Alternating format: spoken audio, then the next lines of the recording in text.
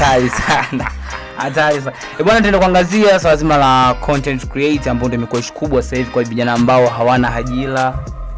Hawajapata ajira. Maana ajira ipo mtandaoni wanasema. Yeah, sure. Ajira ipo mtandaoni vipi? Kwenye upande wa content creator. So Mushizo, kwenye upande wa content creator kuna vipengele vingi. Hebu tupitishe hapo, kuna vipengele vipi yani, kwamba kwa mfano kuna mchekeshaji, kuna labda mchambuaji mpira, kuna nani mwingine content creator, dancer, wote ni content creator. So yeah. Kwa hiyo vipengele vingine vipi ambavyo unavijua kwa content creator? Maana watu bado wanataka kufahamu, sasa watu wanataka kufahamu kuhusu content creator. Content creators kwanza ni kitu ambacho sasa hivi kipo digital sana. Unaweza kuona vijana wengi wa Tanzania wamejikita zaidi kwenye content creators cause ndo ajira nayo pia mojawapo. Ukiangalia Mheshimiwa Rais Samia Suluhu Hassan alitoa bilioni 2. Unajua? Heshima kwake. Okay. Kuja sasa kwenye content creators kiujumla, content creators kwanza ni watu ambao wana influence kubwa sasa hivi. Influence kubwa sana. Yani wana influence kubwa. Wasanii nao wanatumia content creators kupush kazi zao. Tunaona watu ambao miongoni wanatumika sana content creator kupush kazi zao ni wale ambao wa TikTok wana use sound. Wanasaidia sana kwenye kupush. Ukiangalia ni sana content creators wana push kazi, yani zinasogea, numbers zinasoma kupitia wao. Cause wao nao wana mafans wao. Kuna mashabiki zao. So nao pia inakuwa inasaidia kukuza tasnia yetu, inakuwa ipo juu kidogo. Kwenye upande wa wafuatiliaji, wasikilizaji, wanaoburudika. Right. Bwana, ilikuwa tarehe ngapi ile tuzo za TCA, Tanzania Content Creator Award, ambao tumetoka kupokea juzi hapo, tuzo za Tanzania Content Creator Award? Si ndio hivyo? Nafikiri kwenye tuzo za Tanzania Creators Award zilitolewa wiki 2 nyuma kidogo. Wiki 2 nyuma kidogo. Miongoni mwa watu ambao wamechukua tuzo tumeona Dompinyo, Uncle Zala, Best King. Hivi nani tumpe kwanza dunia unamjua Teresa? Teresa unamjua. Unamfahamu? Unamjua kumbe sio? Teresa namjua. Unajua content creator bwana, watu wanaanza kama masiara. Teresa alivyoanza like hivyo, the shoes hivi na hivi, yani like anajirekodi alianza kama masiara nini? Alianza kama masiara. Kwani yampata followers wengi sana na engagement kubwa mno. Kitu ambacho yani kwa sasa hivi Teresa ni maarufu. Maarufu, mpakiwa maarufu, tuzo nalo chukua ile mpo maarufu. Hivi kipi kilichochangia Teresa kukua kwenye maarufu? Tukianza kwa content creator Teresa, kipi kilichompa maarufu? Pesa labda, kwa sababu anaweza afford, wakishua anaweza afford vitu, anaweza Teresa huwezi kumfananisha na let's say kwako vitu. Teresa huwezi kumfananisha na wewe. Kweli maisha. Chaka mbovu, wenyewe wanaita chaka mbovu. Umenipa kwenye chaka mbovu blaza, hata kwenye unomo hujanipa, umenipa kwenye chaka mbovu.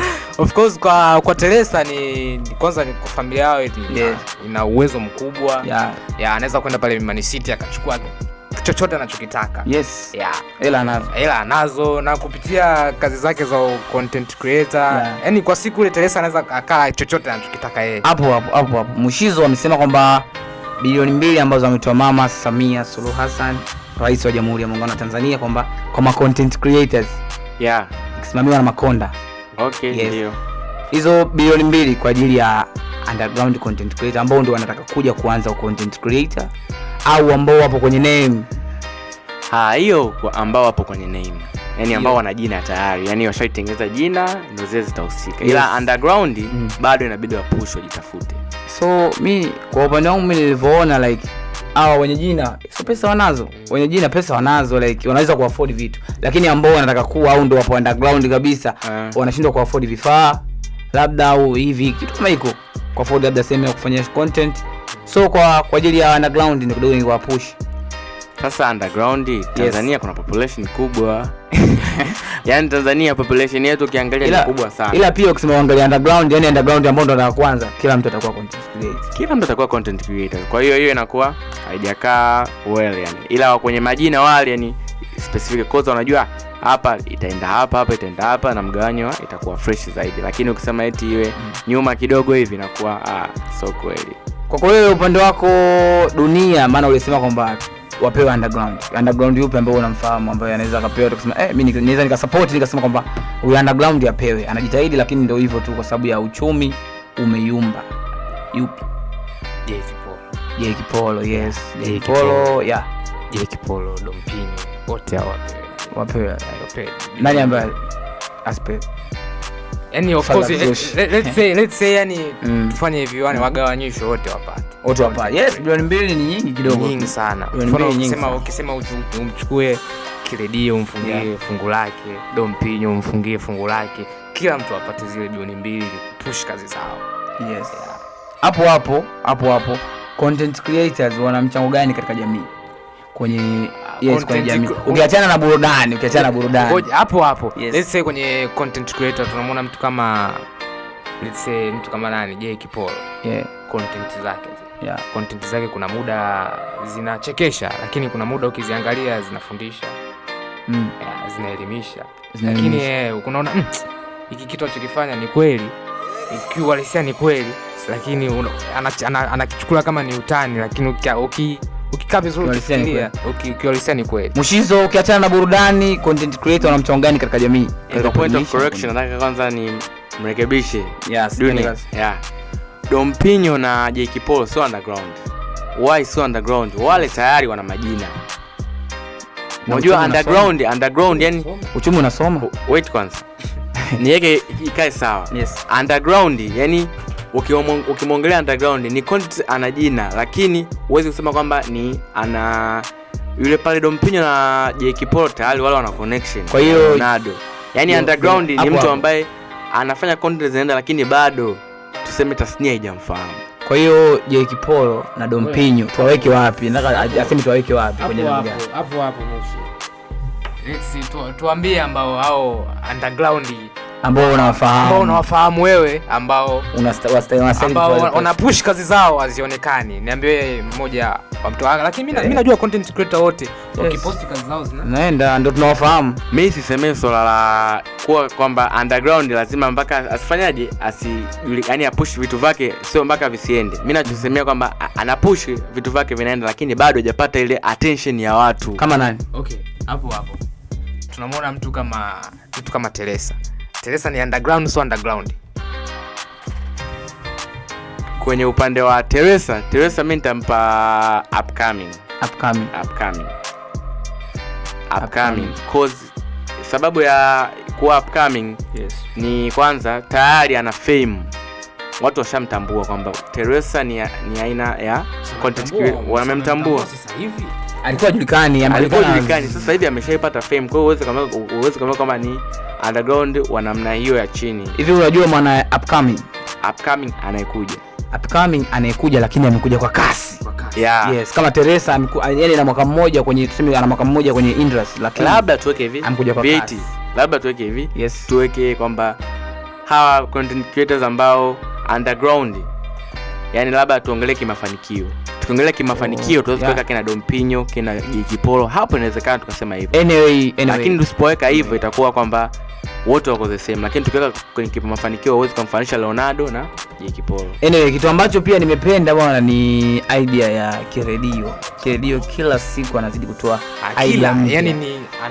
Yani tuseme ni AI yule akili mnemba. Maana kila siku anazidi kutoa idea mpya. Kama idea ambayo watu wengi wameipenda na walikuwa wanaifuatilia, na mimi miongoni mwa watu ambao nilikuwa naifuatilia, ni idea yake ya Valentine. Inaitwaje? Ni ya Valentine. So kipindi Valentine katika siku 14 za kuelekea Valentine page, katika kila siku moja totals moja anapretend like maisha ambayo ya Valentine ambayo watu wanabidi waishi. Of course hiyo pia ni kitu ambacho pia nimekipenda mimi kwa upande wangu. Yeah.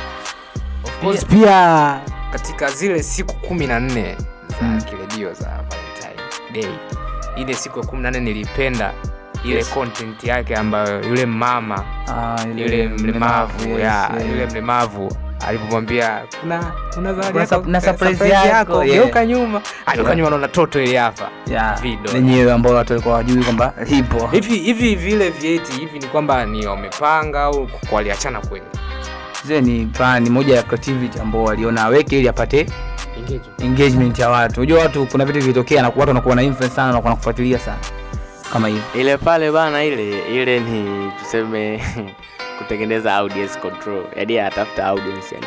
kutokana na toka ameanza zile nanilio yake Valentine page ile, alikuwa watu hawajua, watu wanasema kwamba wameachana nini vitu kama hivyo. Kwa hiyo ile pale yeye imemtengenezea kwamba atengeneze attention ili watu wazidi kufuatilia. Yes. Lakini sio kwamba alikuwa ameachana uzushi. Hapo kwenye TCA Tanzania Creators Award, Mushizo tupe vipengele. Tukianza na baadhi wa content creator wamechukua tuzo. Kuna Dompinyo, kuna Anko Mzala, kuna Leonardo, kuna Mboneke. Wote wamechukua tuzo. Sasa tupe sasa. Dompinyo amechukua tuzo gani? Anko Mzala amechukua tuzo gani? Yes, like that. Alafu tukitoka hapo Dunia tupa kwa nini? Tumalize. Mwenyewe naumiza. Twende guys. Okay. Anko Mzala amechukua tuzo ya Best Comedian. Best Comedian. Yeah, of the year.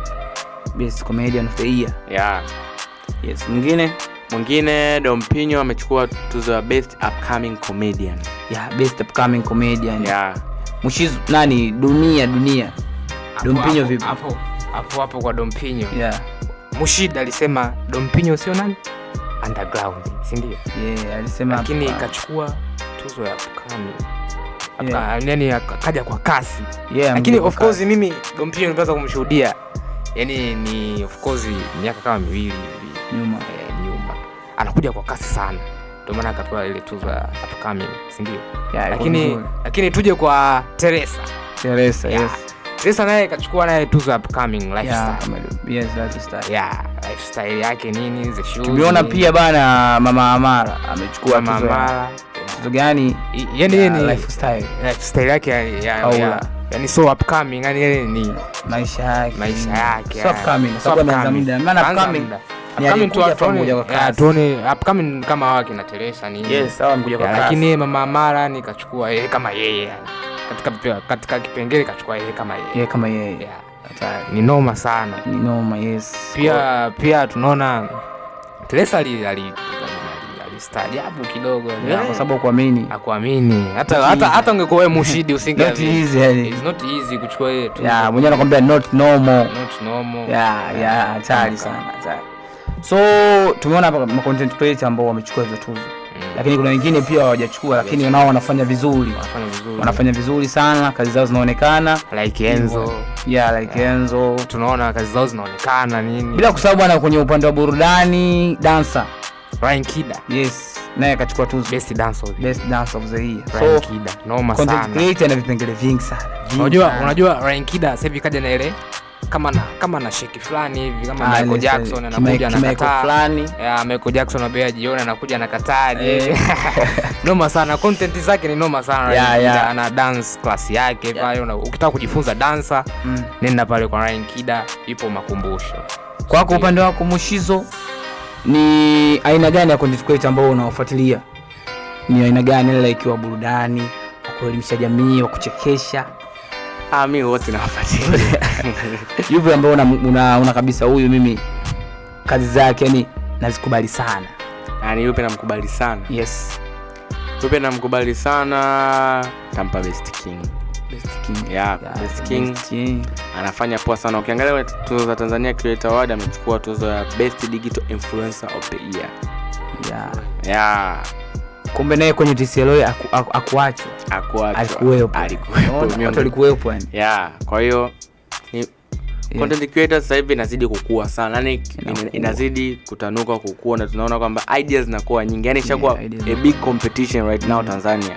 So kwa kutegemea kwamba miaka ijayo mambo yatakuwa makubwa zaidi hapa yani tulivu. Watu wanapenda kitu kipya. Watu wanapenda idea. Una idea gani? Idea mpya ambayo idea yako ni influence. Yani na kuinfluence tufanye kazi. Dunia, unawashauri nini vijana ambao wako mtaani hawajui jinsi gani ya kutumia mtandao?